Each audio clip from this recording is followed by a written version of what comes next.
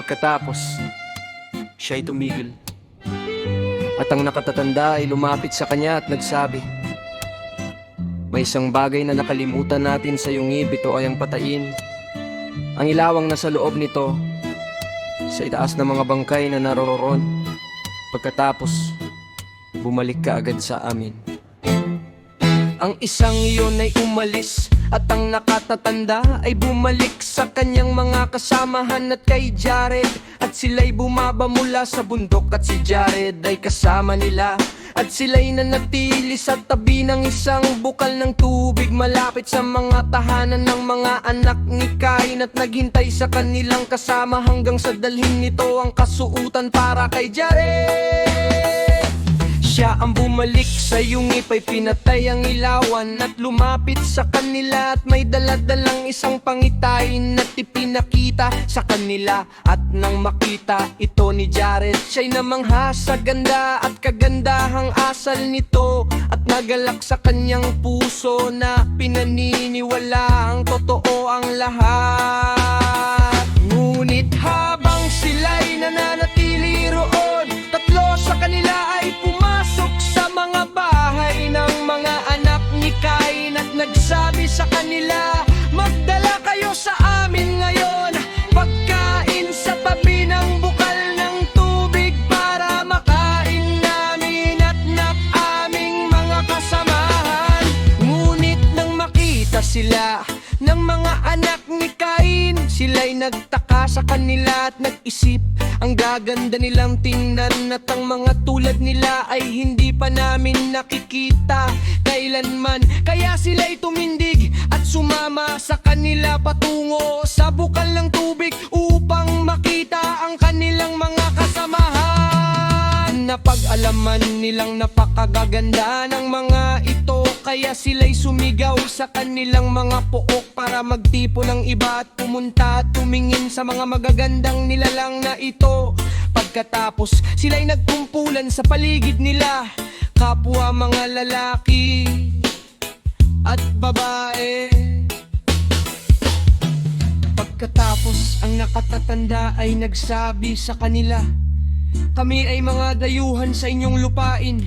Magdala kayo ng mabubuting pagkain at inumin, kayo at ang inyong mga kababaihan, upang kami ay makapagpahinga kasama ninyo."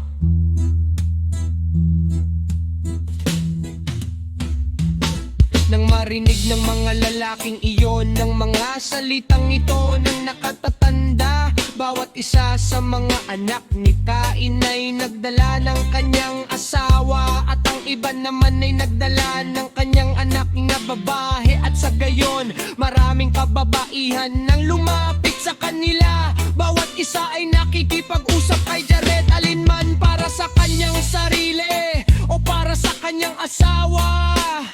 Lahat ay magkakapareho. Ngunit nang makita ni Jared ang kanilang ginagawa, ang kanyang kaluluwa ay nagpangisay na lumayo sa kanila. Ni hindi siya gustong lumasa ng kanilang pagkain o uminom ng kanilang inumin. Nakita siya ng nakatatanda habang siya'y nagpupumiglas na lumayo sa kanila at sinabi sa kanya, "Huwag kang malungkot. Ako ang dakilang nakatatanda at ang makikita mong gagawin ko, gayon din ang gawin mo."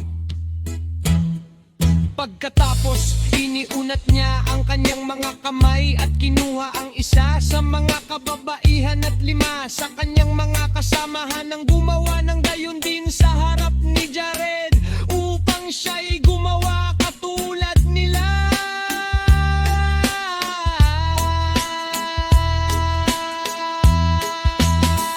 Ngunit nang makita sila ni Jared na gumagawa ng kahalayan, siya'y umiyak at sinabi sa kanyang isipan, "Hindi kailanman gumawa ng gayon ng aking mga magulang."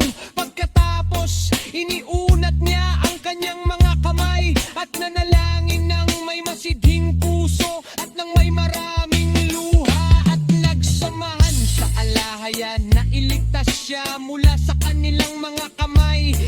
naglaon nang magsimulang magdasal si Jared. Ang nakatatanda ay tumakas kasama ang kanyang mga kasamahan, sapagkat hindi sila makatagal sa isang puok ng pananalangin.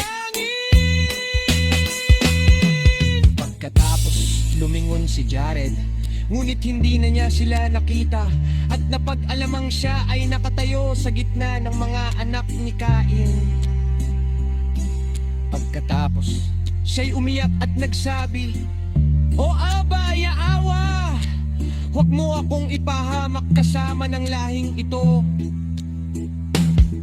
Tungkol dito ay binalaan ako ng aking mga magulang, sapagkat ngayon, o aking alhaya, Yaawa, inisip ko na ang mga nagpakita sa akin ay aking mga magulang. Ngunit natuklasan kong sila ay mga demonyo na nanakit sa akin sa pamamagitan handang pangitain ito, hanggang sa ako'y maniwala sa kanila. Ngunit ngayon ay hinihiling ko sa iyo, o Aba, Yaawa, na iligtas mo ako mula sa lahing ito. Nakasama ko ngayon, gaya ng pagliligtas mo sa akin mula sa mga demonyong iyon. Suguin mo ang iyong anghel o panghilahin ako mula sa gitna nila, sapagkat wala akong sarili kapangyarihang makaalpas mula sa kanila." Ang ikalawang